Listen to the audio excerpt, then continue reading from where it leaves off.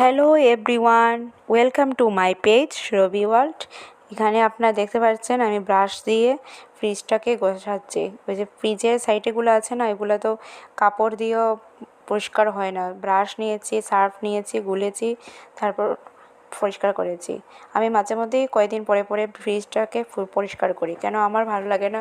ফ্রিজের ভিতরে আমরা সব কিছু খাওয়ার জিনিস রাখি, যেখানে আমরা সব কিছু মানে সেভ মনে করি যে ফ্রিজে রাখলে জিনিসগুলো নষ্ট হবে না, তাজা থাকবে। তো ফ্রিজে যদি পরিষ্কার না থাকে তাহলে কী করে হবে।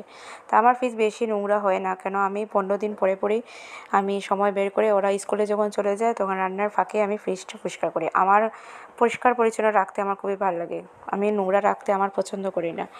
যে ফ্রিজ থেকে অনেকে গন্ধ বেরোয়, ব্যাড স্মেল বেরোয়, মানে ফ্রিজ খুললেই বাজে দুর্গন্ধ বেরোয়।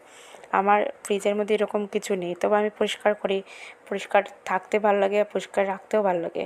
তাই আমি আজকে খুব পরিষ্কার করেছি ফ্রিজ, সব ঢাকনা টাকনা খুলে ভিতর পরিষ্কার করেছি, কাপড় দিয়ে একবার পরিষ্কার করেছি, তারপর ব্রাশ নিয়েছি। তাই আমি রান্নার ফাঁকে ফাঁকে এইসবই কাজ করি। সারাদিন আমার সময় চলে যায়, তারপরে স্কুলের টাইম চলে আসে। নিয়ে আনার জন্য কোনো সময় নিয়ে আসতে হয়, কোনো সময় গাড়িও আসে। তাই আজকে যখন পরিষ্কার করে নিয়েছে তখন ভাবলাম যে আজকে খুব ভালো লাগছে, মনটা তৃপ্তি লাগছে। মানে এক এক দিন এক একটা কাজ করলে অত পরিশ্রমও লাগে না, কামও সুন্দর হয়, আর জিনিসগুলো সুন্দর থাকে, যত্ন পরিষ্কার থাকে, ক্লিন থাকে। আর ফ্রিজের মধ্যে তো আমরা বেশিরভাগই সব কিছু আমি বাসি খাওয়ার জিনিস আমি রাখি না, কেন আমার বর একদম পছন্দ করে না। খাওয়ার জিনিস অল্প বানাবে, যদি থাকেও ফেলবে, কিন্তু বাসি কিছু রাখবো না।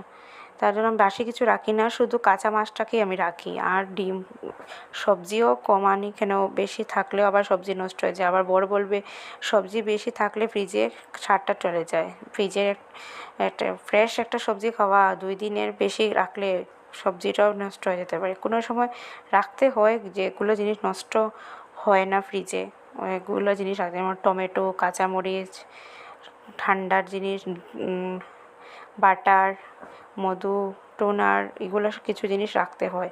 ফ্রুটস তো আর রোজই বাজার হবে না, 2-3 দিন পরে পরে। তার ফ্রুটসটা আমার বেশি করে রাখতে হয়, এখানে আমার মেয়েরা সবজি খাই না বলতে গেলে। তো স্কুলের টিফিনে আমি রোজ এক দিন এক একটা ফ্রুটস দিই।